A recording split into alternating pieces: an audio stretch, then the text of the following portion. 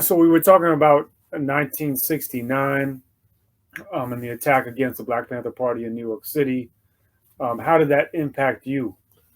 Well, what they did is they came up with well, first of all, by the time that happened, I got uh, locked up in Connecticut around the end of '68 with Lumumba, Ron Hill, Bill Hampton, the four of us, and they charged us with attempted bank robbery, although we had never even went into the bank. But anyhow, we were charged with attempted bank robbery. We was locked up, and I stayed in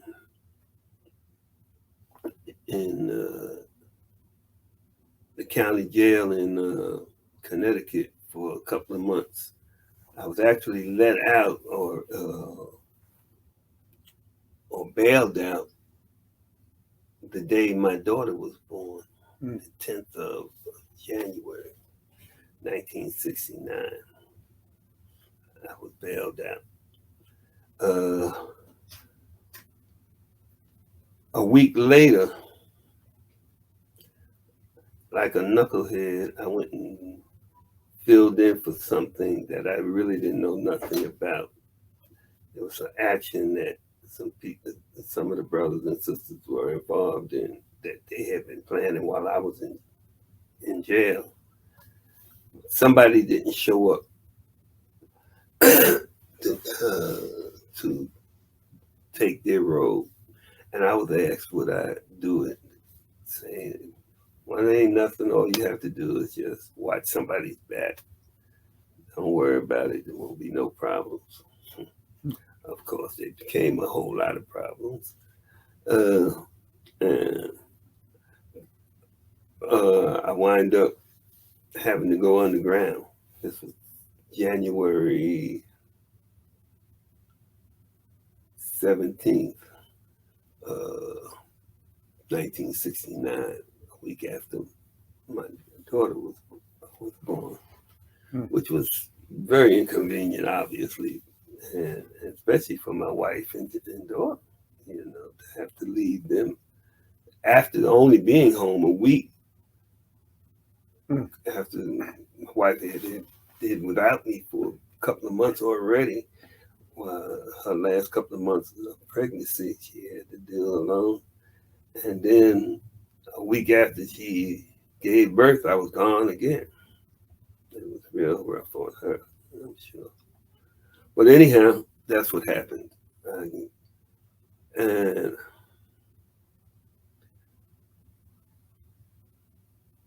a couple of months later, April, somewhere between that time and I don't know when they actually cooked up this crazy scheme to get rid of the leadership in Harlem, Bronx area. But anyhow, they did, and they came up with a conspiracy.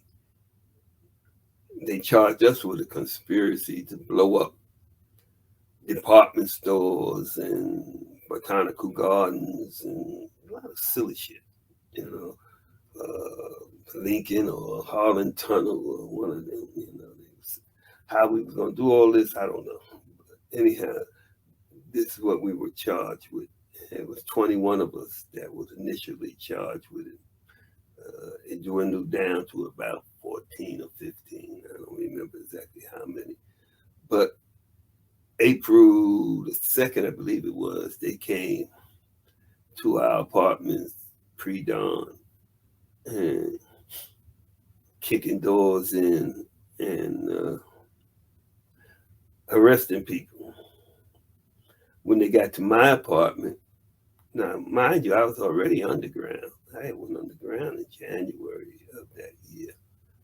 But our organization had been heavily infiltrated all across the country, and in New York especially had lots of police had infiltrated because there wasn't nothing it wasn't hard to infiltrate. All you had to do was be black and walk in and say, I want to join. Mm. And the door was open for you to come in. Then to make yourself useful just by doing things. Mm-hmm. It became, so it wasn't hard for them to infiltrate us, and they did it. Uh, so they had found out where I was staying, and when they raided everybody else's house, they raided mine. But I was in an apartment that had a thick oak door that opened to the outside. Mm. So kicking it in was very problematic. And so they woke me up early that morning. I heard the door cracking, and I couldn't figure out what was going on. And I kept hearing this noise in my sleep till I finally got up to see what it was. And I kind of tipped towards the door, and I could hear people whispering on the outside. Then I heard it cracking again, and I could see what it was. They had crowbars or something trying to pry the door open from the outside because they couldn't kick it in. Mm. So, and that was the door jamb, the wood splitting that I was hearing. So I went to the front window, just where the fire escape was, peeked out there and seen they had somebody on the fire escape. And I'm on the top floor, and I could hear people walking on the roof above me. I look out the window, I look down in the street, and I could see police all out in front there. So obviously I realized they were coming for me. So I kind of bluffed them a little bit, hollered, who's there? It's the police. What do you want? Open up. All right, give me a minute. I have to put on some clothes. I was in bed. Open up now, or we gonna or we gonna blow the door down. I said, you shoot in here, I'm shooting back out there. And I clicked off around into my carbine. And I heard, well, he got a gun, he got a gun. And they were scattering out there. And I guess they thought I was going to be crazy enough to shoot through the door or something. I don't know. But I could hear them falling over each other on the outside trying to get out from in front of that door.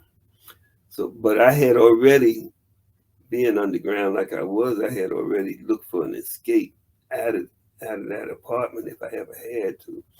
And I had found a little side window. The front of my house was connected, I was in like a small brownstone, 4 floors up. And I was on the top floor. But down next to me, right next to me, was a truck garage on the left. And that was the same side that this window light was on. And you couldn't see it from the street, but there was a drain pipe. I don't know. You grew up in New York? No, but I know what You you're know talking them about. thick drain pipes, like concrete, Mm-hmm. and that ran from the roof down the side of the building. But when the building was painted, that drain was painted at the same time, so you really couldn't see the drain.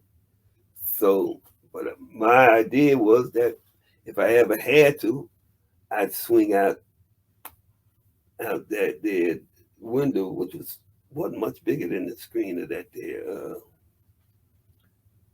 computer. It was about, I'd say about maybe a foot wide, 18 inches high. It was real small, like that. But anyhow, I swung out there and grabbed hold to this drain pipe, and just as I started down, some passerby seen me and hollered to the police, there you go, there you go. When they seen me, the police in the street seen me before the ones on the roof seen me, and I heard them hollering up to them that I'm on the side. So I kind of pushed myself off the building to hit the garage next to me. And it was only, I guess it was about 2 floors down. Of course, I come out on the 4th floor, and the garage is a floor high. So I ain't got but about 2 floors in between. So I got about, I guess you got about 40 feet, 50 feet between you. So I had to let go. I was coming down that when they first seen me. I guess that's where you heard people talk about the Spider-Man or coming down. He was like the Spider-Man coming down the wall. But actually, I was actually coming down a pipe. It really wasn't no wall. But of course, you couldn't see the pipe. It looked like you coming down the wall. But anyhow, when I had to, which I must have been probably somewhere in the 3rd floor, then push myself out and come down onto the garage and jumped out and went into the back yards and went across some fences and pushed my way into somebody's basement on the street behind us. Wind up hiding in that basement. They surrounded the block, and so I had to hide for all day, actually, from early that morning to it had got dark later that evening. In April it gets dark like what, 6, 7, 8 o'clock. So from 5 in the morning to 7, 8 at night, I was hiding in the basement behind a oil tank. I was able to stay there all day. And fortunate enough that when I did come out of the basement, they had a basement door right there that came out onto the sidewalk in the street behind the street I was on. And when I stepped out there, a gypsy cab was coming by. I waved it down. Went over a friend of mine's house, and that's how I disappeared from that. And then I never was captured there. I wound up leaving the city, and from the city, from where I went and I stayed underground for another year or so. When I heard that when DC sent me a message, DC is Donald Cock was our field marshal, sent me a message to come to Africa and help build the international section. So me and the brother that was with me, Larry Mack, we decided that we would do like he asked, and we made our way to North Africa and helped establish the international section of the Black Panther Party in the summer of 1970, I guess it was. Yeah, summer of 1970. And so you get to Algeria, and what was that transition like? What was the transition like when you got to Algeria? Yeah. Well, it was different. The purpose of us opening the international section was to create an information center. Algeria at the time had representatives from all the liberation movements around the world who had some sort of office in Algeria, and all the progressive governments, left-leaning governments was all there also. Algeria had recently, in the last few years, in the last number of years, it hadn't been no more than about 10 years, had gained its independence from France. And once they gained independence from France, they wanted to make their country a revolutionary country that would welcome all progressive governments and movements. And so that's what they had done. And so it was a good place to open an information center to gather information about struggles going on around the rest of the world and to disseminate information coming from New York to get, to get out to educate people around the world about the struggle going on here in New York. I'm not New York, here in U.S. the United States. And so that's what we were doing over there, and that's what we were able to do. So for me, it was very informative, very mind altering or thought altering, talking to people who were going through some of the same things we were going through in the States and hearing how they was looking at it and how they looked at the states, how they looked at the United States government, how they looked at their own government that they were struggling against, the need for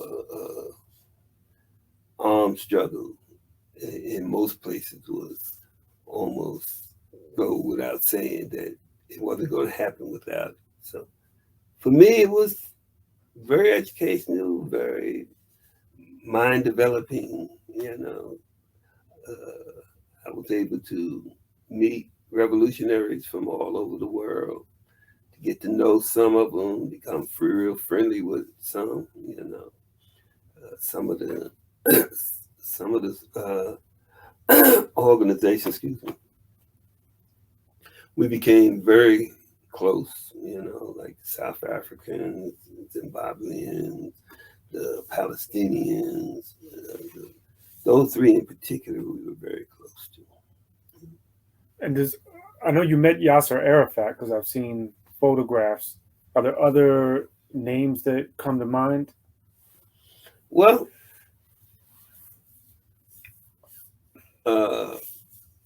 Boumediene, who was the head of the government in Algeria, the head of the National Liberation Front, Ben Youssef, Charlie Chikarima from Zimbabwe. Actually, both of the Chikarima brothers was in Algeria at the time.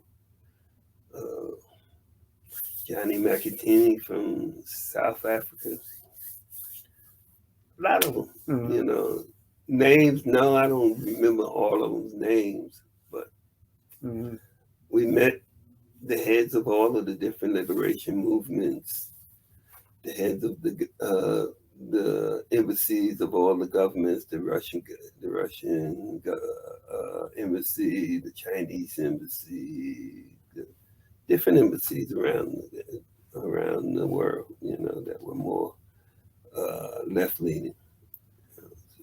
And my understanding is it was about 20 Panthers that were in Algeria at that time. At different times, there were different amounts. Initially, we started out, it was about 7, 8 of us. Let's see, 1, 2, 3, 4, 5, 6, about 10 of us. Initially, that when we first opened the doors, at some time within the next couple of years that we were there, we probably had 20, 30 of us there at any one time. Usually it was less. Mm-hmm. Usually probably around 10, 15 was the core number there. And which was enough to do the work that we were basically doing. And then why did you ultimately leave Algeria? Say that again. Why did you end up leaving Algeria? It became difficult, if not impossible, to continue the work that we were doing. As time went on, the United States started leaning on Algeria to give us up. They offered to develop their gas, they had large gas deposits in Algeria, and they wind up signing a contract with American companies to develop it. One of the things that they made as uh, what's the word I'm looking for? A condition or like a condition? A condition, yeah, that's as good as one. One of the conditions that they put on it was that you expel us from out of there. When they refused to do that, they said, well, you have to at least shut them up. Of course, we information we putting out in the world was not complimentary to the U.S. Mm-hmm. So they was wanted to shut us up and quiet us up. And so the Algerian government basically agreed to do that. What they did is they told us, first of all, they wanted to disarm us, make sure that we didn't have no military arms, which we had. And they also told us that we couldn't send, we had a telex machine at that time, that was before these computers. And so we had a telex machine that we would send out information that we gathered and get information from the States and other places through the telex machine. So they made it impossible for us to use the telex machines without them being able to read everything we were sending. Mm. So that was the condition. They said nothing was to be sent, no information was to be sent from Algeria without they first approving it. Mm-hmm. So with that type of conditions on us, we realized it was time to go. We weren't going to be able to do the work we wanted to do. So we all started making arrangements to leave. Mm-hmm. That's what eventually we all did. And where did you go? Where did I go? Yeah. I come back here. And when you got back to the U.S., what did you do? When I come back. When you came back to the U.S., you went back underground? Yeah, I was still underground. So yeah, start working with some of the brothers and sisters that had been here all the time, and continued our work. And would you say that was around the time you joined the Black Liberation Army, or was that prior to that? Well, I guess you could say that, because by then the Black Liberation Army was basically publicized and known. Mm. But before I left, when I went underground, I was under. That's the Black Liberation Army then. I was part of the army then. You know, that was. But I guess it was a little more official. Well, no, more, because I had been directed by my leadership, the field marshal of the Black Panther Party, to organize the work on the ground from the first time I first went underground in January of '69. Actually, even before then, we had talked, and that was some of the work that he had told me he wanted me to do. So, but officially, I guess you could say officially, I was part of the army, because the army now was more an official entity, or a known entity. I'll put it that way. It was more of a known entity by 72, 73, 74. I mean, by then, everybody knew that there was a phenomenon called the Black Liberation Army that when I first went underground, very few people knew of it, Hmm. you know. But it was there, even then. And we had talked about the women in the Black Panther Party. Were there women in the Black Liberation Army? Yeah, there was definitely women in the Black Liberation.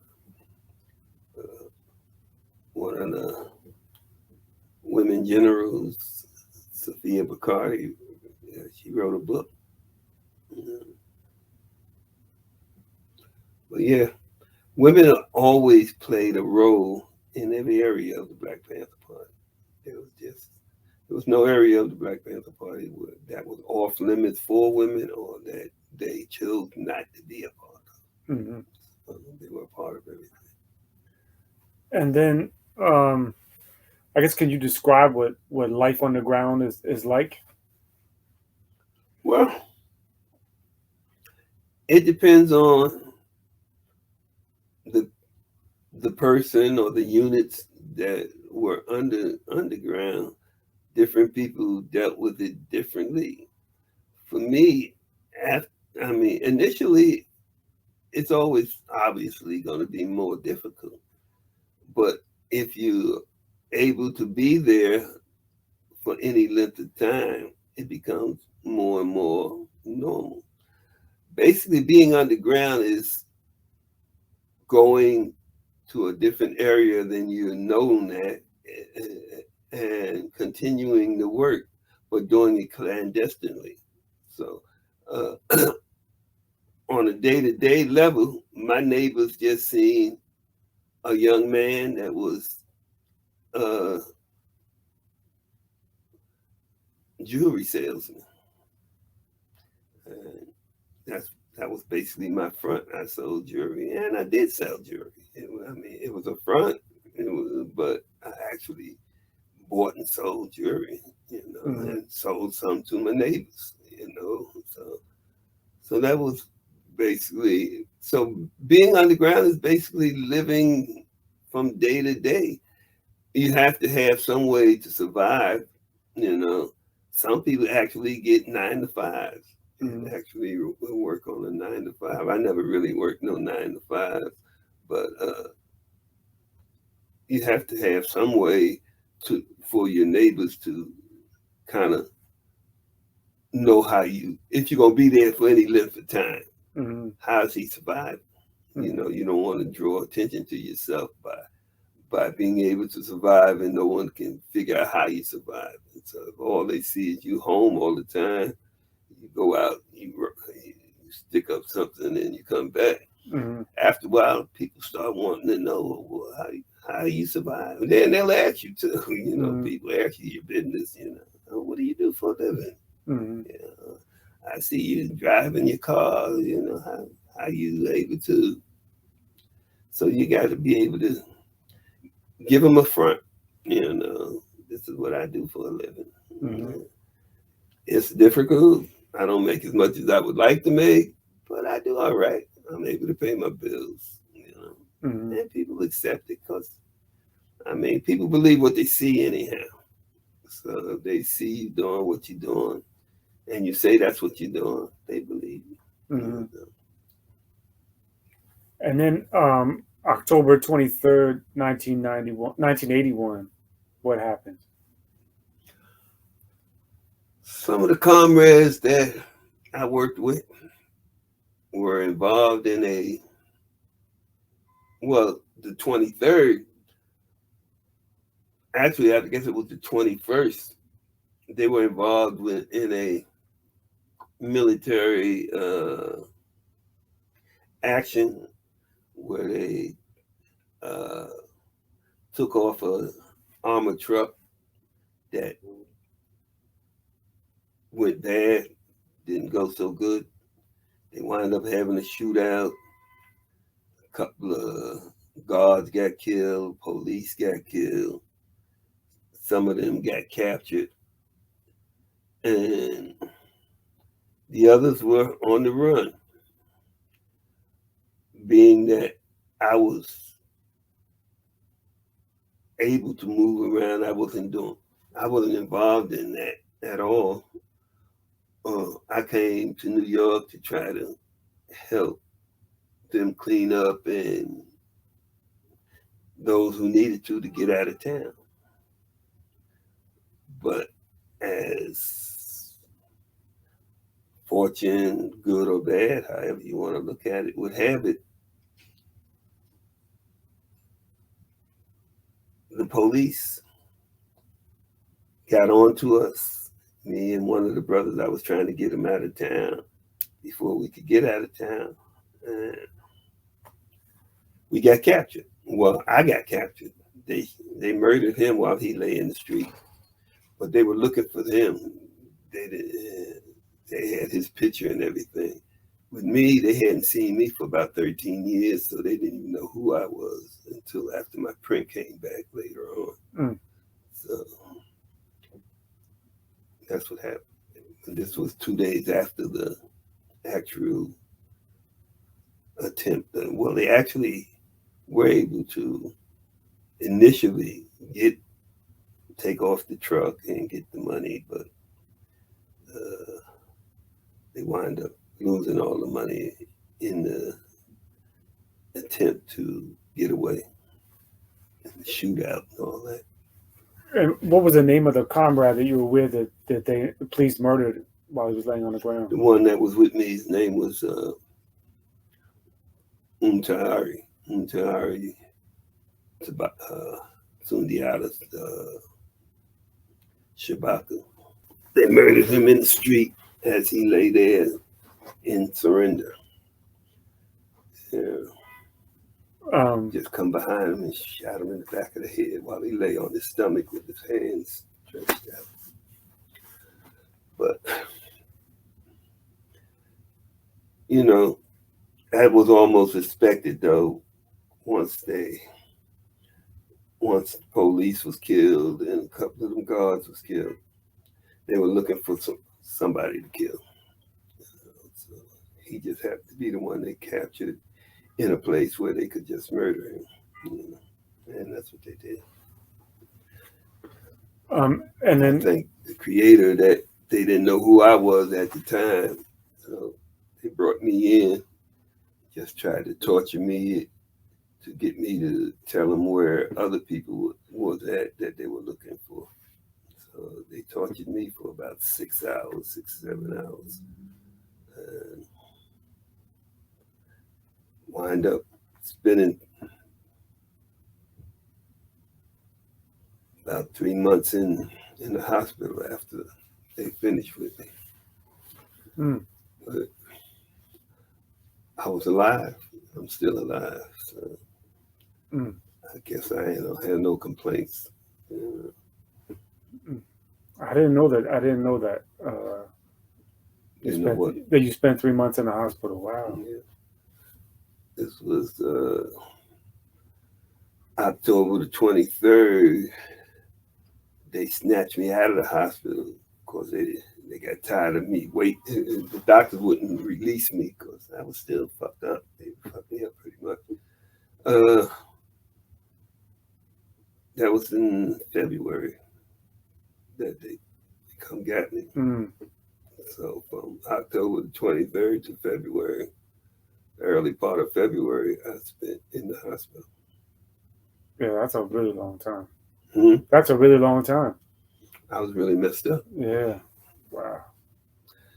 6, 7 hours of torture can do that to you. Mm-hmm. Wow. And what were you ultimately charged with? Attempted murder, 9 counts of attempted murder of police. Those are the main charges. I forget the other charges. Well, yeah, they charged me with. Well, I was indicted by 2 jurisdictions: the federal government and the state of New York. And New York charged me with attempted murder of police for shooting back when they were shooting at us the day I was captured. And they also charged me with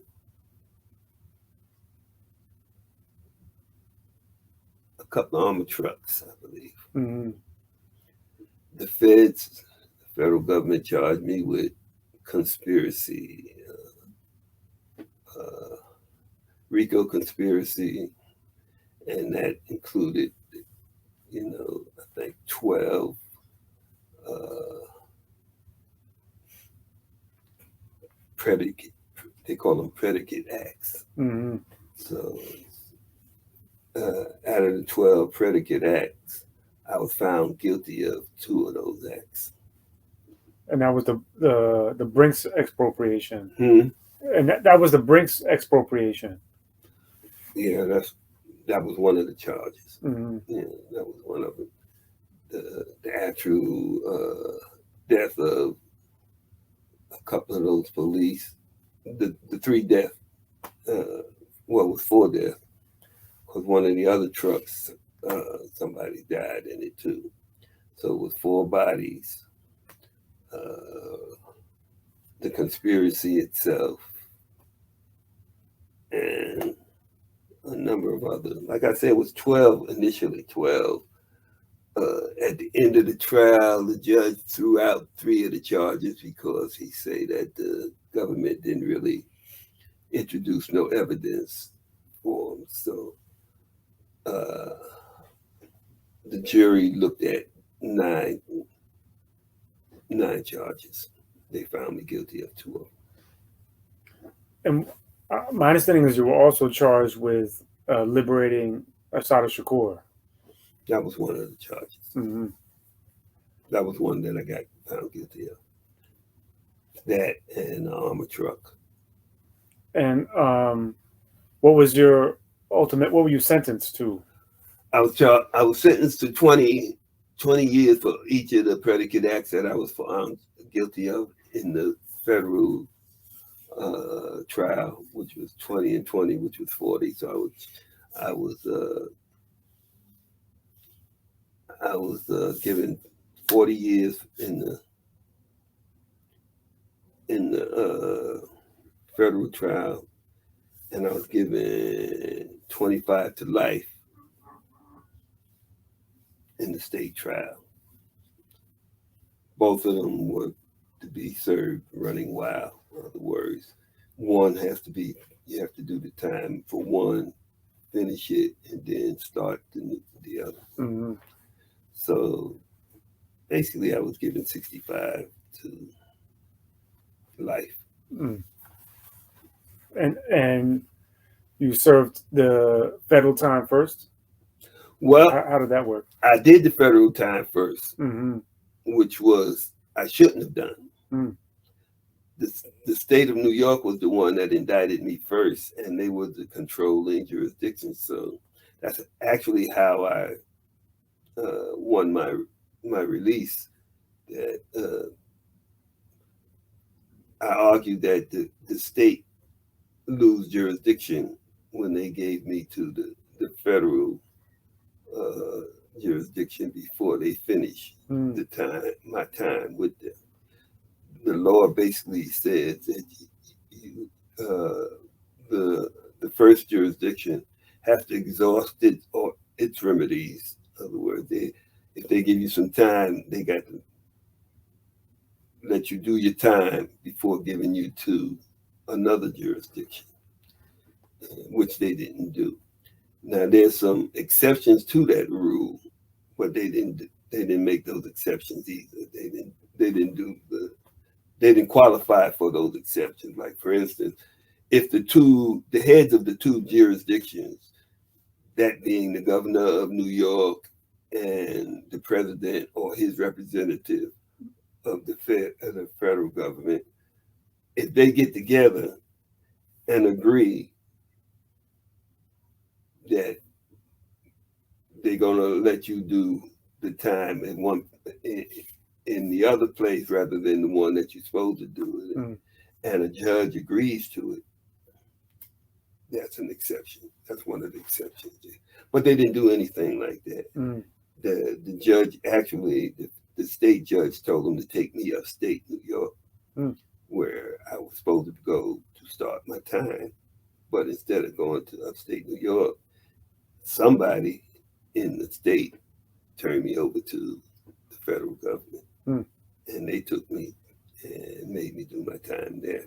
So based on that technicality, I was able to, when they brought me back to the state after 28 years, I did 28 years with the feds. When I come back from, or actually even before I come back, I argued that the state didn't have no rights over me anymore. But they brought me back anyhow. And so I had to file those papers in the state courts. And it took me 5 years to get a favorable decision from the state of New York, which was that I was right, that they had lost jurisdiction, and that the judge basically said, although he agreed that they were supposed to make me finish my time with the state first, he made an exception by saying that he thinks they just made a mistake, but it was a serious mistake, and that I should be given, basically I should be given parole, because if I had been in the state for that long, they would have by then had to give me parole, and it would have paroled, but then they would have paroled me to the federal government. Since I already did my time for the federal government, I didn't have no more time but the state time. So when he basically told them they needed to either give me parole or he would be forced to release me. So of course they chose to give me the parole, which I did another 5 years, I guess, on parole. In my understanding of one of the problems with the federal system is that you know one gets moved a lot, and you can get moved from one part of the country to another part of the country, which makes it challenging in many ways. How many different facilities were you in the federal system? Quite a few. I was in, let's see, I started out in Marion. From Marion, I was transferred to Leavenworth. From Leavenworth, I was transferred to Marion again. From Marion, this time I was transferred to Lewisburg. I asked for a transfer from Lewisburg to Orlando, where my parents were, and they were both very sick at the time. So they transferred me to Atlanta. Atlanta decides not to let me on the compound, and they transferred me to Allenwood. Again, I asked for a transfer back to Atlanta.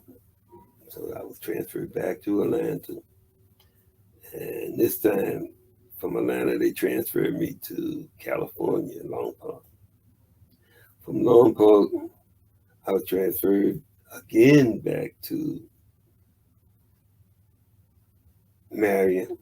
And this time from Marion, I was transferred to Florence, Colorado, where I was released. I was paroled from Colorado to the state, back to the state of New York. So I stopped counting after 6. I don't know. Yeah, I lost count too. At least 11. I guess it was probably about 10, 10, 11, 12. I don't know. Marion, Leavenworth, Marion, Lewisburg, Atlanta, Allenwood, Atlanta, Long Park, Marion. That's 10. Yeah. Now in between there, I went to a number of different places that they held me for small periods of time doing transfers, like a couple of months in Terre Haute, Talladega, Alabama. What's that place in I was in North Carolina a couple of times, Petersburg, Virginia a couple of times. It's been, I don't know how many joints. Just after a while, you lose count. And I know it's not easy to summarize 28 years in federal prison, but what were conditions like in federal prison for a political prisoner?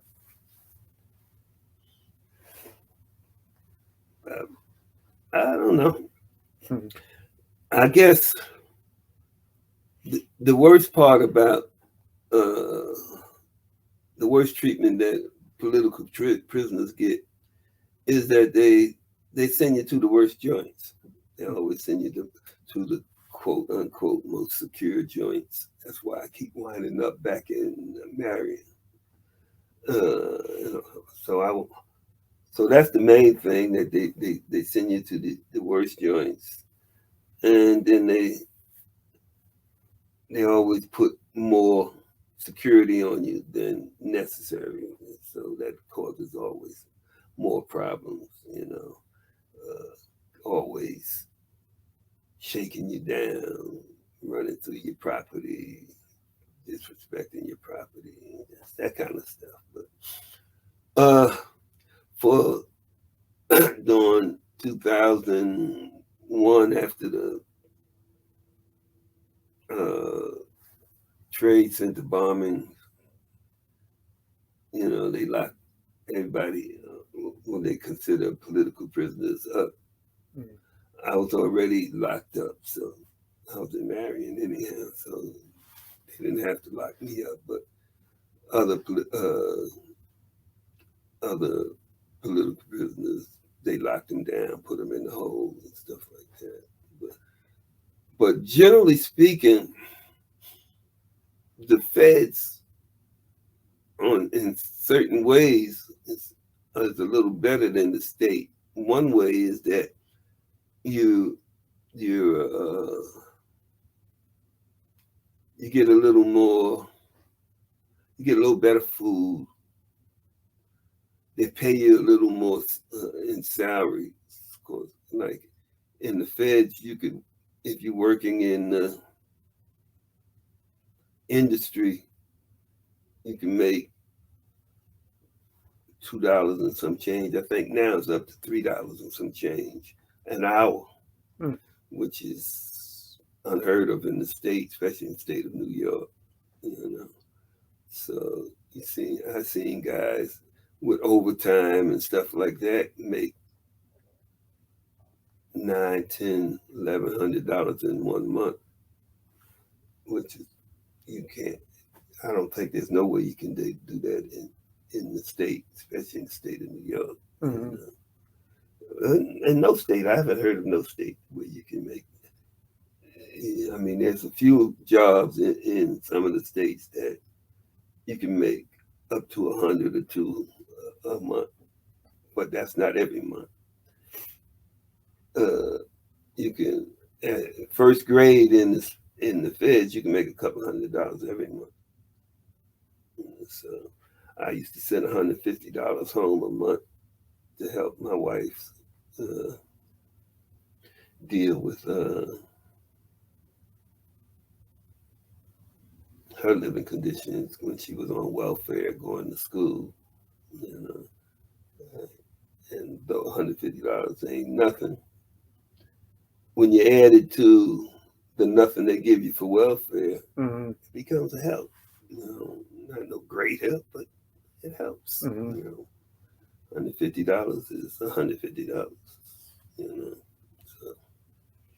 So that's kind of the difference. The biggest difference I see in the state and the feds, because all of them are horrible. I mean, all of them, the conditions. I mean, you're locked in behind bars. You know, you got pigs that don't care about you or your property, that disrespects you, that disrespects your property, disrespects your family when they come.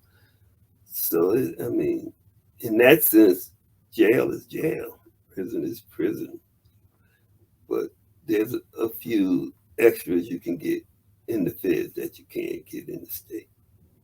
You know? And when you have a sentence like you had, which is essentially 60 years to life, how do you get by from a emotional, mental, psychological perspective?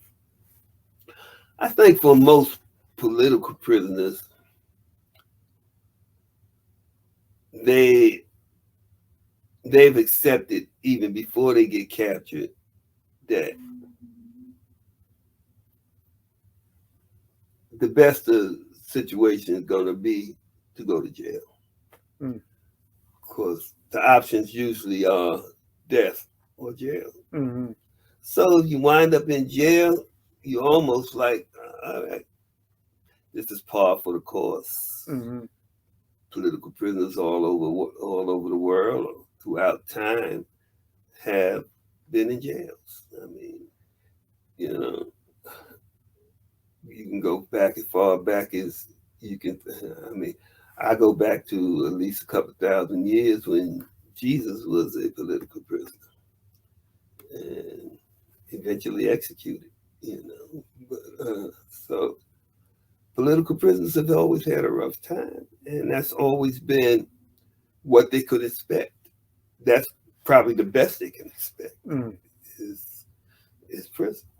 You know, because I mean the the oppressor usually want the death of those who struggle against them. Hmm. You know? So if you wind up in jail,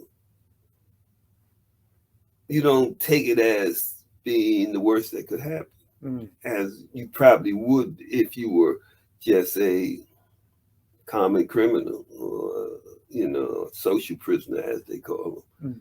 them.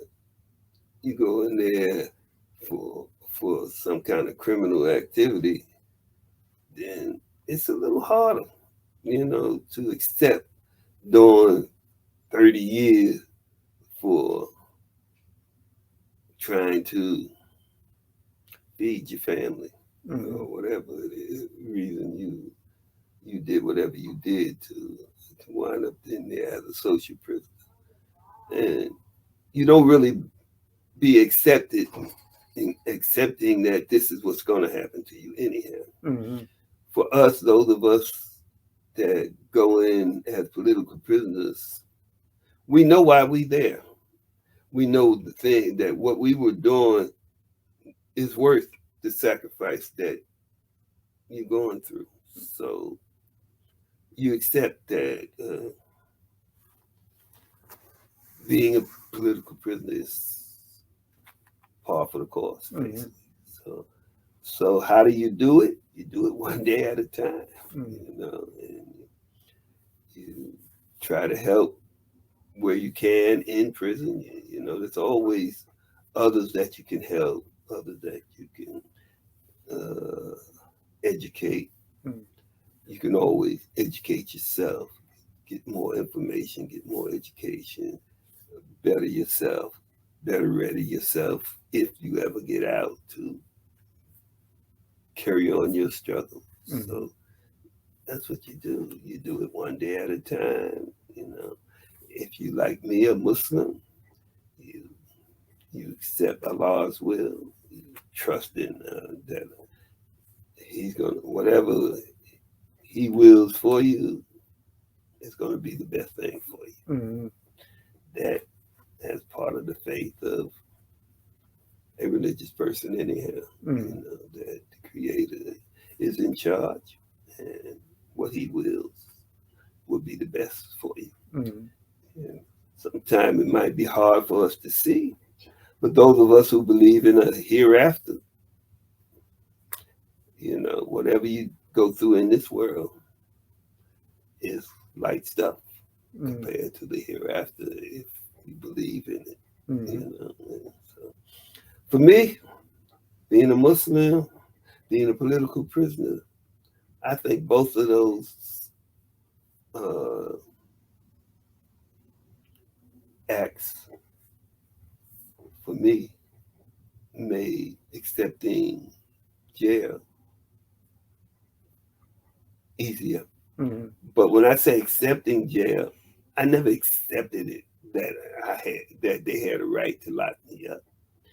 I was always looking for a way to come out of there. If I'd have seen a way to escape, I definitely would have, or I would have tried to. I feel that it's our right and duty to continue to struggle. And part of that struggle is to be free by any and every means, free from whatever oppression that you can free yourself from. So, but to also accept that you might not be free. I mean, we all kind of accept that we're not going to see a free and independent new African people here on this land, but it don't stop you from struggling. If you accept that, all right, your struggle is just one phrase, one part, what's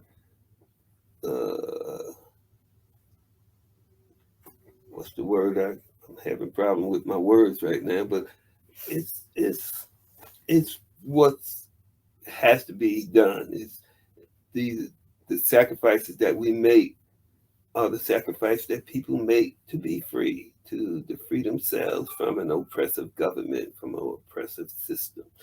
And so jail, death, killing, all those are things that you accept that has to happen for you to be free. I think some people feel like nothing justifies killing. But if we stop and think about it, everybody got something that they'll kill for that justifies killing.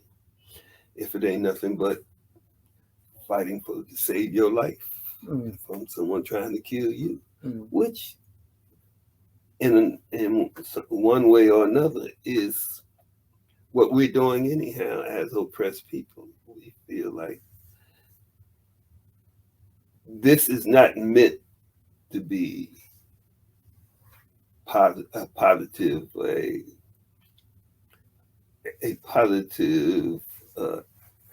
way of life for oppressed people. The people that's in charge making life good for all the other people is not what they think about. They're thinking about power, keeping the power to continue to make the money, make the other benefits that they get from that power. That's what they're thinking about. And that there's homeless people living under a bridge in 10 degrees or 10 degrees, minus 10 degrees under zero. They don't care. They still want that money. They still want the benefits of being the oppressor, being the rich one, being that 1%er, And so it's up to us to be willing to sacrifice to make this a better world, to make this a better, that's why it's so important, I think, for people to recognize our political prisoners, recognize those who have sacrificed life, limbs, family, to make this a better world for everybody. We forget we in America are about the only nation oppressed nations that don't think about their political prisoners. Mm. Everywhere else in the world, that's always top of the agenda, our political prisoners. You know, we think we're free. That's part of the problem here, that people don't even know they're oppressed, because they can come home and eat a little meal, some of them, and can cut on their TV and watch the news about that guy I was just talked about that's under the bridge in 10 degrees weather, that's sticking up a corner store to get food for their child. Then, you know, they think the average person think they better than that until they get into that situation, and then they that guy that has to do that to survive, you know. But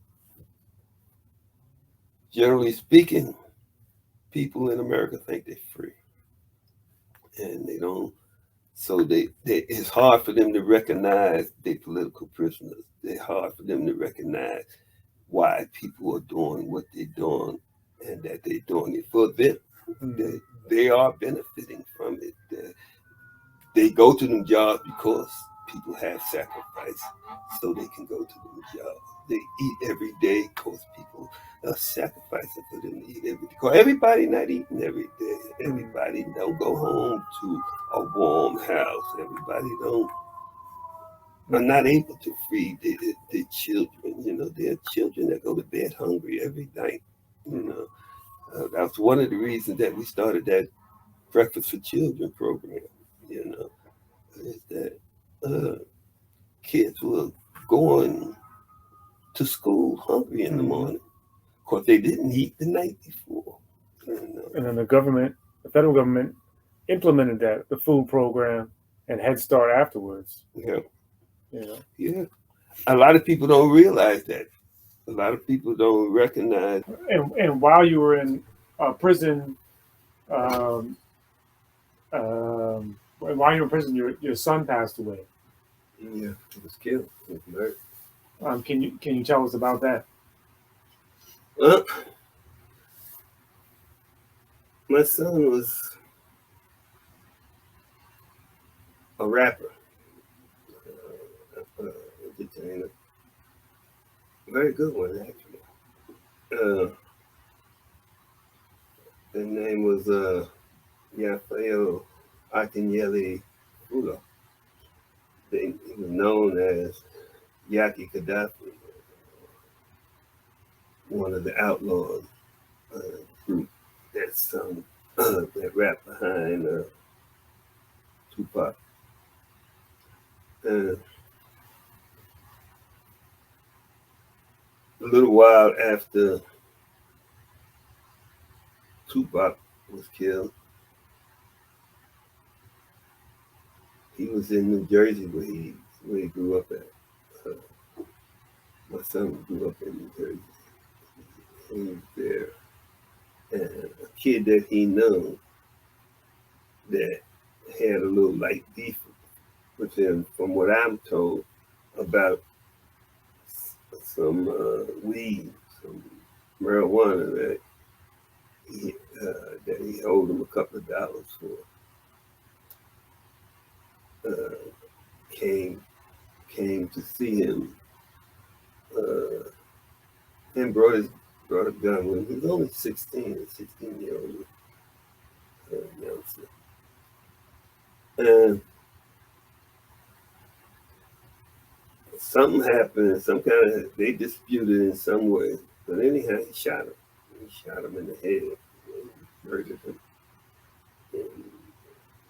And, in my mind, I guess he came to murder him because he brought his gun with him. He didn't come to talk when I probably, because they could have talked on the phone and he had called him. So my son was kind of big, and from what I'm told, he was very good with his hands in the fight game. So I guess this kid, just knowing that he couldn't do nothing with him physically, chose to murder them like so many of these kids are doing today. They don't fight no more.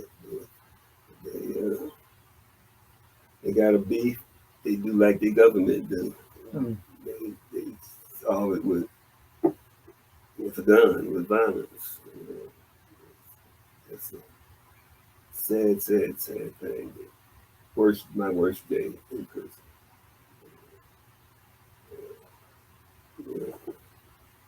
Yeah. He was murdered back in '96. Only 19 years old. Whole life in front of him. I'm sorry for your loss, and may he rest in power. And thank you for talking about that.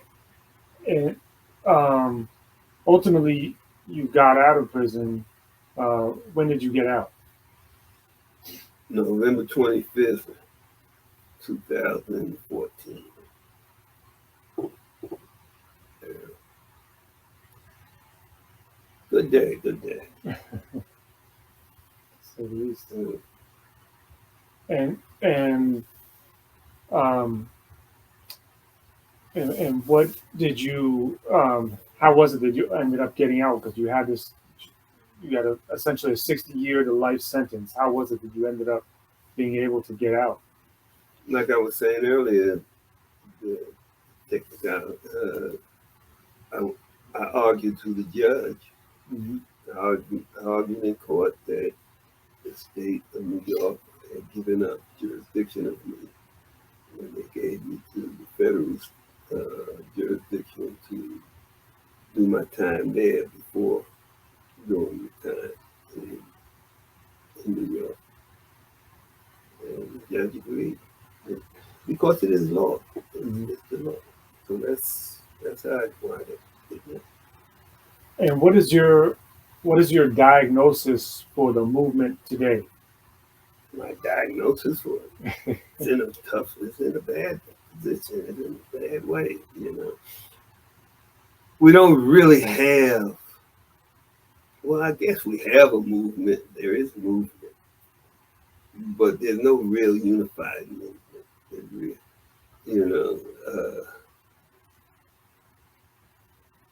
At some point, we need to come together as a people, unify our efforts to break this yoke of oppression upon us. Everybody talks about the need for unity, but there's very few programs out there that's really working towards unifying the nation. I'm working with some people in an organization that we started called Spirit of Mandela. And one of the programs that we're involved in trying to put forward is the People's Senate. The People's Senate would, if we were able to organize it as we are attempting to do right now, it would bring together different regions of the country and organizations in that region to work toward make a unified effort to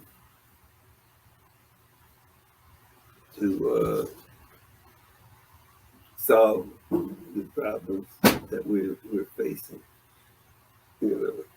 Generally speaking, what we're talking about is getting organizations in each unit.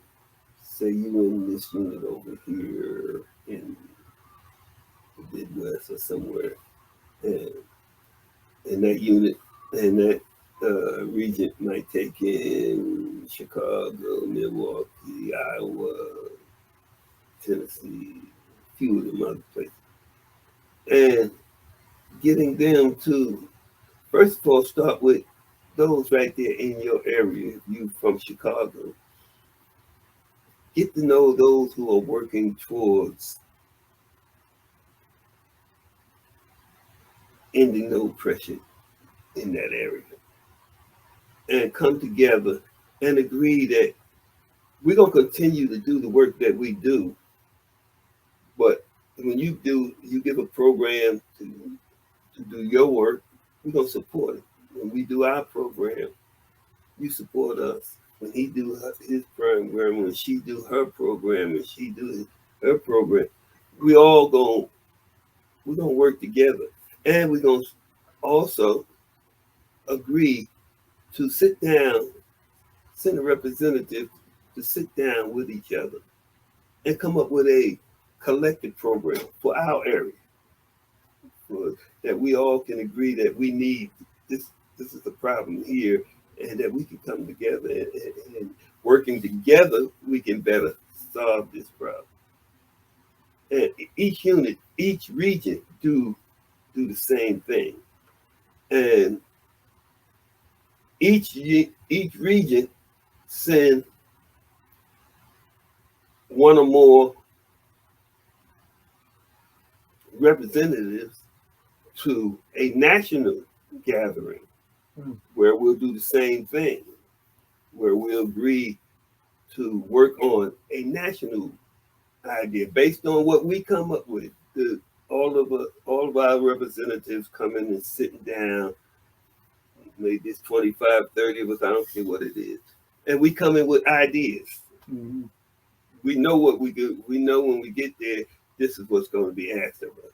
Do you have any programs? Do you have any ideas how we can solve police brutality or police departments, period? Because there are those of us who are not talking about defunding police. We're talking about abolishing police. And now if we're going to abolish the police, then what's going to take its place? How are we going to deal with the areas that we live in to make sure that our people are safe? To make sure that if they need someone to intercede for, that there's going to be someone there to intercede that'll be trained and know how to do what it is that they need to do. You know,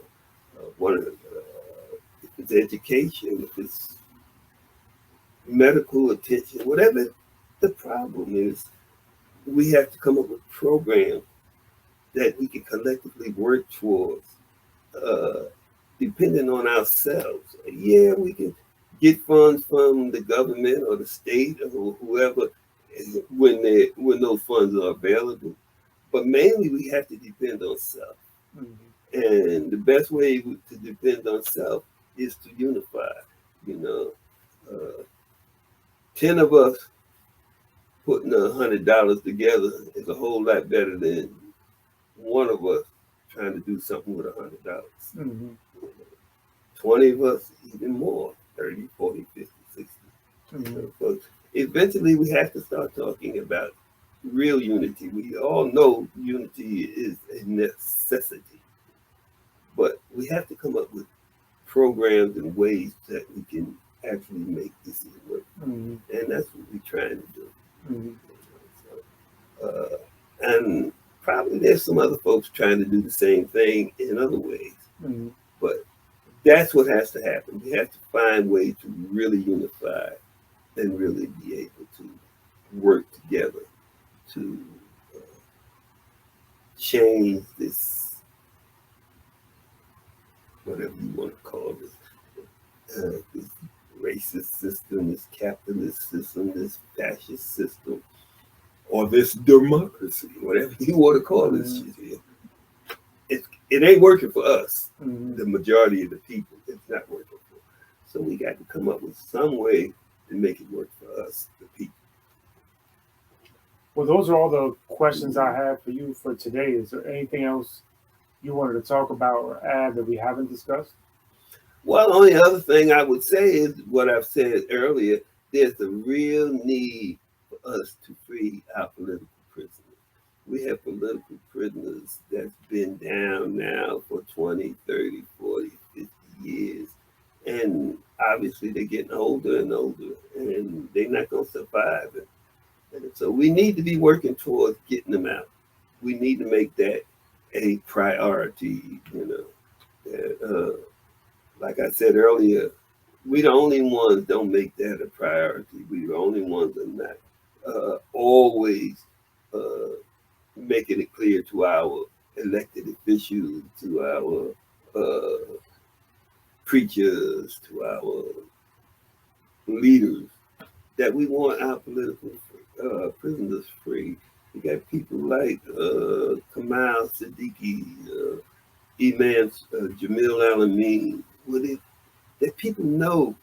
When I say people, I'm talking about the authorities know that they're not guilty. Mumia Abu Jamal, they know he's not guilty, but they still a whole, and we need to come together to force these people to do the right thing. We've seen it happen already. We've been they held Deruba bin Wahad for 19 years, knowing that he was innocent before they finally let him out. They held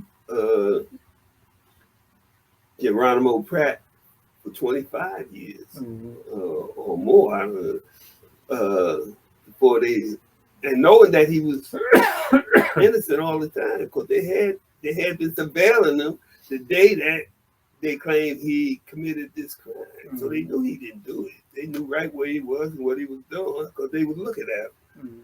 But anyhow, they still let him stay in jail for 25 years. We have a comrade Veranza Bowers, who done all his time. On the way out of the door, the Attorney General says that he's a threat to the people, without no proof, without no evidence of that. And they didn't let him come out, even though he had done his time. And that was 16, 17 years ago.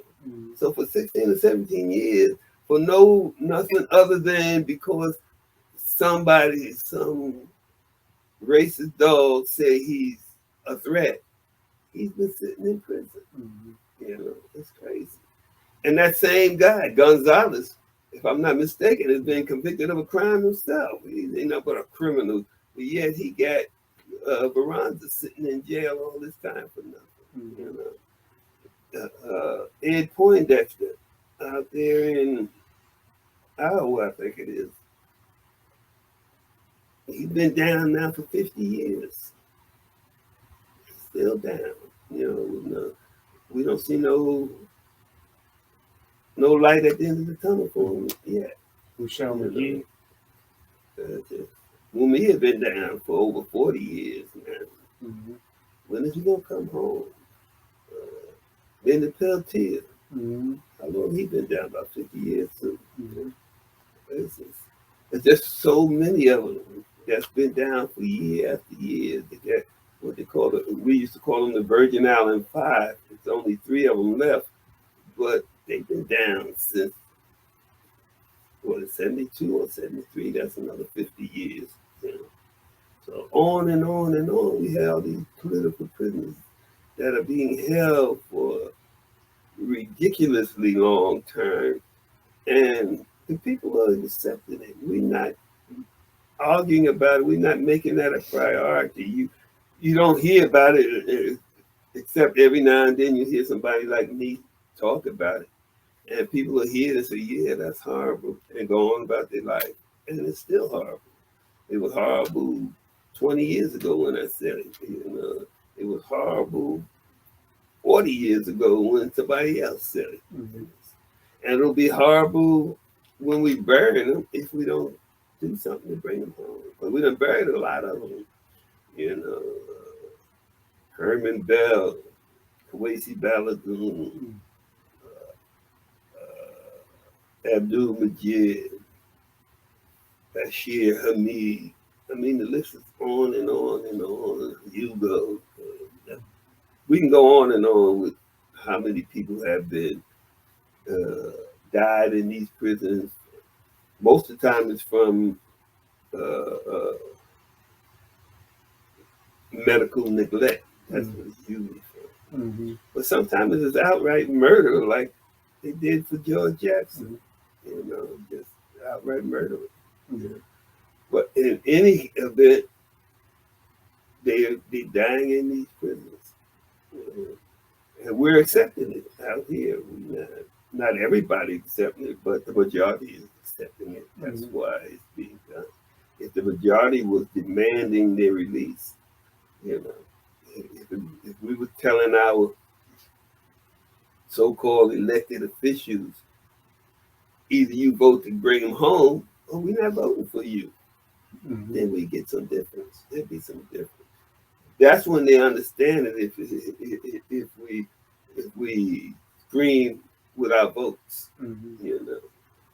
But we have to be unified. So many of us don't even know that we have political prisoners. A lot of them, if you ask them who Kamal Siddiqui is, most of them, if you ask them who Kamal Siddiqui is, there's never heard of him. You know? So people don't even know, you know? And they don't want to know. They ain't making it a priority to know. You know? At some point, we got to make that be priority. So that's all I would say. Let's free all of our political prisoners. Let's free them yesterday. If we can't get them out yesterday, let's get them out today. At the very latest, let's get them out tomorrow. So, thank you for saying that. Thank you for ending with that. Thank you for coming on the show. It's been an honor speaking with you and learning more about your life. And what's the call? Free them all. Free them all.